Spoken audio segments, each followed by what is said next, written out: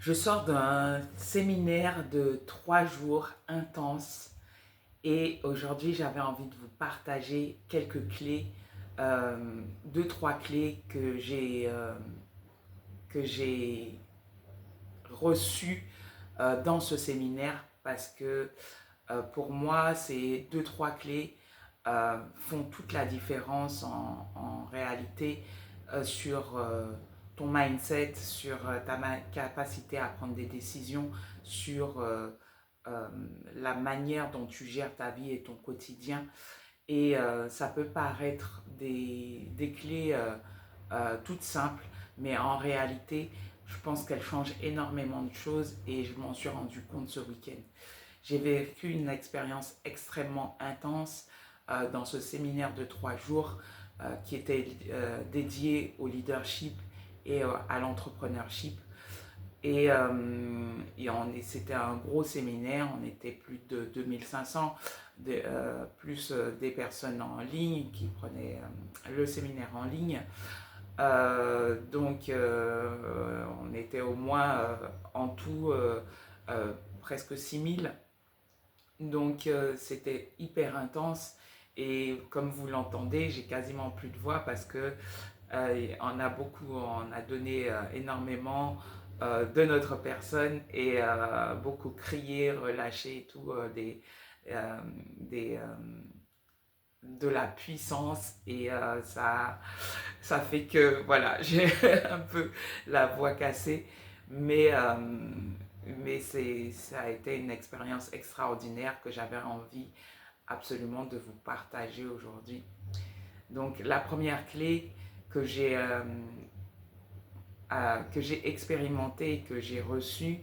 c'est qu'en fait, pour moi, euh, le niveau d'énergie fait énormément la différence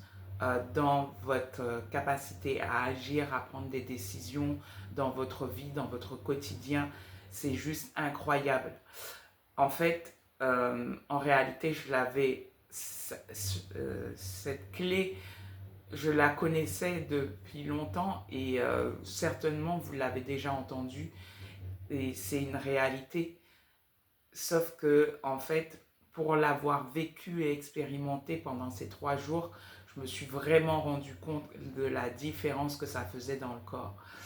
Quand on a une énergie basse, quand je dis basse, ça ne veut pas dire forcément d'être dans des pensées négatives, c'est le conditionnement qu'on a au quotidien, c'est-à-dire de rester assis souvent, d'être plutôt dans une énergie où on est ouais, sur l'ordinateur constamment, sur le fait d'être un peu sédentaire, de ne pas trop bouger, euh, de ne pas vraiment mobiliser son corps et son énergie. Ça fait qu'on est dans une énergie plutôt basse. Et en fait, euh, ça crée en fait, ça fait qu'on a plus le potentiel d'être dans des pensées négatives, dans des émotions négatives. On capte plus facilement notre corps, notre esprit est perméable aux pensées et aux émotions négatives, alors que quand on est en énergie haute, on va être vraiment imperméable à ces pensées négatives. On va avoir une clarté mentale beaucoup plus puissante, beaucoup plus fluide. On va être vraiment gorgé d'une énergie haute, d'une énergie positive qui va nous permettre de prendre des bonnes actions, des bonnes décisions, d'être dans une faculté d'émettre des bonnes réflexions, de se poser des bonnes questions et d'avancer plus efficacement vers ses objectifs. Et non seulement ça, mais en plus, ça fait que les personnes que l'on côtoie, les personnes euh, qui viennent vers nous, ont envie justement d'être avec nous parce que on dégage cette énergie puissante et positive qui donne envie de nous côtoyer, d'être avec nous et de, voilà, d'échanger avec nous pour être contaminé par cette énergie quelque part. Et ça, vraiment, ça fait une grosse différence parce que si vous êtes entrepreneuse, euh, les, euh, les gens ont envie de faire affaire avec vous quand vous dégagez quelque chose de positif, quand vous dégagez euh, une belle énergie, une énergie positive. Et si vous êtes plus enfermé sur vous-même et que euh, vous êtes dans cette énergie basse dont je parlais tout à l'heure, et ben, les choses sont beaucoup plus difficiles, moins fluides et ça ne donne pas forcément envie d'aller vers vous.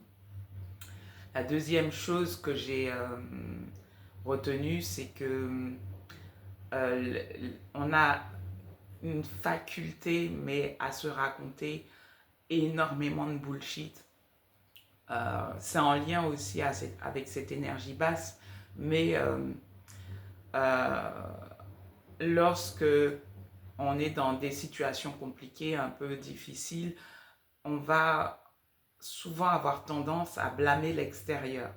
Et même inconsciemment, on ne se rend pas compte, on va mettre la faute sur les circonstances, sur les autres, sur la société, sur les événements en tant que tels qui nous arrivent. Forcément, ça ne veut pas dire que c'est pas une réalité. Peut-être que ça l'est. Mais en fait, en faisant ça, on remet le pouvoir à l'extérieur et